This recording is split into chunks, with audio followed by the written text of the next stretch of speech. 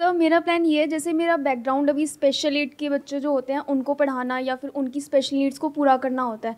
तो अब जैसे तो मैं एक छोटे फर्म में काम कर रही हूँ, लेकिन आगे मैंने सोचा है कि मैं खुद एक क्लिनिक या फिर होम बेस्ड सेंटर खोलूँ, तो it would better for them और फॉर मी टू, बिकॉज मेरे जैसे कनेक्शन जुड़ते जा रहे हैं, तो मैं उनको पर्सनली प्रोवाइड सर्विसेज देना चाहती हूँ। अगर आप अपना ये सेंटर ओपन करते हैं तो उस सेंटर को ओपन करने के लिए कुछ इन्वेस्टमेंट लगेगी?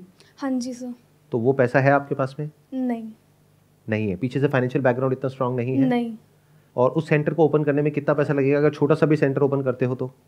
Sir first of all shop rent, और देन अगर मैं ओटी या फिर स्पीच का भी अगर उसमें देखती हूँ, तो बच्चों के जो इक्विपमेंट्स होते हैं, बच्चों की जो नीड्स होती है, वो मुझे देखना पड़ेगा सब कुछ। वो सब कुछ आप खुद ही करवा पाएंगे या उसके लिए आपको अलग से कोई अलग लोग मुझे चाहिए? ट्रेनर्स रखने पड़ेंगे, लेकिन अगर मैं अच्छा। हाँ like as a special educator अगर करती हूँ तो सिर्फ only I can do everything. लेकिन अगर मैं अपने फॉर्म में और एडिशनल रखती हूँ लाइक एसटी, ओटी, पीटी सब कुछ रखती हूँ, तो फिर मुझे ट्रेनर्स रखने तो फिर पड़ेंगे। रखने पड़ेंगे, हाँ है ना? जी। तो इतने बड़े लेवल पे तो मैंने भी सोचा नहीं है, लेकिन मैं एक छोटे लेवल पे सोच रही हूँ कि लाइक मैं जो कर सकूँ वो। Good idea. मतलब आप अपने लेवल पे कर सकते हो, लेकिन उसको करने के लिए आपको बेसिक लेवल की तो इन्वेस्टमेंट चाहिएगी ना। मतलब कोई जगह भी आप लोगे रेंट पे, उसका रेंट पे करना है, और फिर अगर लोग कहाँ से आएंगे आपके पास में? इनिशियली जो लोग होते हैं वो सर कैसे जैसे आएंगे? मैंने लिंक्डइन पे अपना प्रोफाइल बनाया था, तो मुझे कॉल्स आ रहे हैं अब, लेकिन लाइक बहुत दूर दूर से आ रहे हैं, लेकिन मैं उनको हैंडल कर नहीं पाती हूँ फ़िलहाल तो, क्योंकि होम ट्यूशन बोलते हैं, तो मैं उसको कर नहीं पा रही हूँ। तो मैंने यही सोचा था कि अगर मैं खुद का बना लूँ, पूछ रहे थे कि अगर आपका घर पे है तो घर पे है, या फिर कोई क्लिनिक है, कोई सेंटर है, तो अभी तो फ़िलहाल ऐसा कुछ है नहीं। तो आप क्लिनिक क्यों बनाना चाह रहे हैं? आप अगर जाएं उनके घर पे और घर पे जा करके अगर ये सर्विसेज ऑफर करें तो उसमें क्या दिक्कत होती है? टाइम वेस्ट होता है सर थोड़ा सा। बट पैसा भी तो ज़्यादा मिलेगा। सर कुछ नहीं देते इतना ज़्यादा पैसा। कुछ देते भी होंगे। रेयर चांस होता है, नेगोशिएबल तो हो ही जाता है सर, जितना आप बोलते हैं उतना तो कभी नहीं मिलता। कितना मिलता है? If I am asking like 5000 for one child, छोटी क्लास है, तो नहीं इतना तो नहीं, इतना तो नहीं, लाइक 3000 तक आ जाते हैं। मेरे साथ हुआ है सर ये। महीने का 3,000? हाँ जी सर। अच्छा ये बताइए कि इसमें ऐसे भी लोग होंगे जो इस तरह का काम करते हैं और वो ज़्यादा हाँ चार्ज जी, करते हैं हाँ जी, होम हाँ विजिट जी। का? कितना सर चार्ज करते हैं वो? 7000, 8000 और per hour also like 300 per day, 400 per day, और पीपल देते भी हैं। तो अगर 7-8 हज़ार रुपये वो चार्ज कर रहे हैं और अभी आप फिलहाल जॉब कर रहे हैं, तो अभी कितनी सैलरी अगर आप कंफर्टेबली बताना चाहें तो? 7,000 पर मंथ। उसमें अगर मैं छुट्टी कर लेती हूँ तो वो अलग से कट जाते हैं। तो अभी आप बेसिकली इंटर्न हैं या ट्रेनी इंटर्न, हैं? हाँ sir, as a trainee work कर रही हूँ, एक स्पेशल एजुकेटर है उनके अंडर। और जब आपकी प्रमोशन हो जाएगी यानी कि आप ट्रेनी से मेन एक थेरेपिस्ट में आ जाएंगे तो आपकी कितनी सैलरी हो सर जाएगी? मैक्स टू मैक्स 20, ये कितने टाइम में हो जाएगा?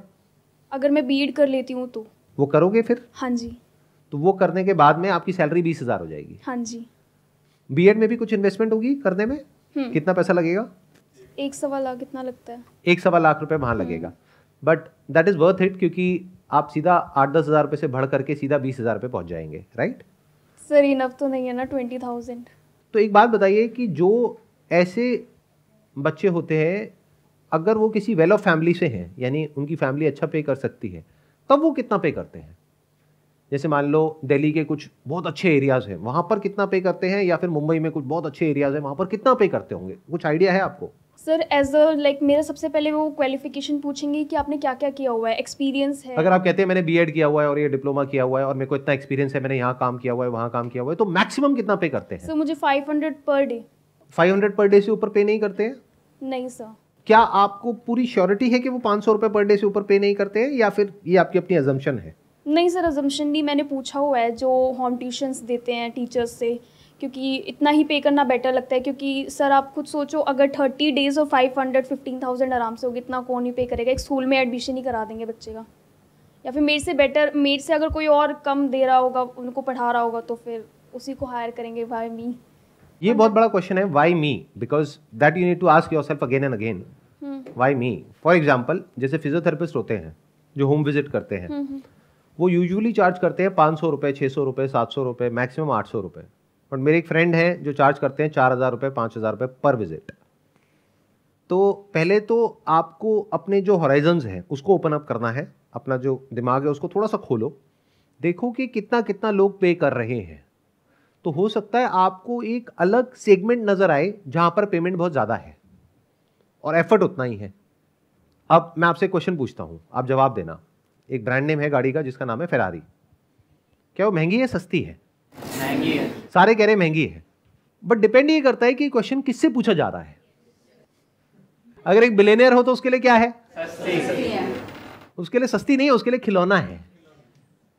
बिलियनियर का मतलब है जिसके पास में 8,000 करोड़ रुपए है बैंक अकाउंट में, उसके लिए 4 करोड़ क्या है?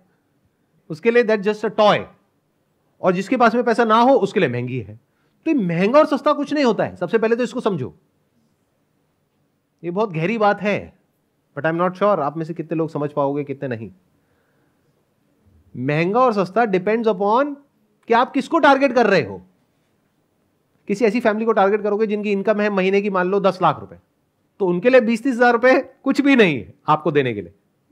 बट ऐसी किसी फैमिली को टारगेट करोगे जिनकी मंथली इनकम है मान लो 1 लाख रुपए है, उनके लिए 10,000 रुपए भी बहुत बड़ा अमाउंट है। तो डिपेंड्स अपॉन कि आप किसको टारगेट कर रहे हो। और बिजनेस में कभी भी सबको टारगेट नहीं करना चाहिए। सबसे पहले डिफाइन करना चाहिए कि मेरा टारगेट सेगमेंट क्या है। जैसे मैंने अभी बोला, मेरे जो फ्रेंड हैं फिजियोथेरेपिस्ट, वो एक सेशन का 4,000 रुपए चार्ज करते हैं। क्या महंगा है सस्ता है? Depends on the person who is paying. 4,000 रुपए 1 घंटे का। और ऐसे भी लोग हैं जहां पर आप जाओ जिन क्लिनिक में वो एक सेशन का 200 रुपए चार्ज करते हैं, तो आप कहोगे उनको 4,000 कोई क्यों देगा?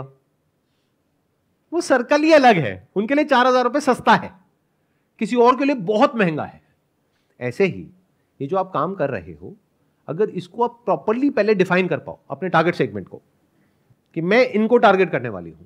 क्योंकि मेरी एक बात ध्यान से समझ लेना, चाहे आप साइकिल बेचो चाहे बहुत बड़ी गाड़ी बेचो, मेहनत दोनों में बराबर है। उधर भी आपको 2% मिल रहा है और 3,000 यानी कि 60 रुपए, उधर भी आपको 2% मिल रहा है।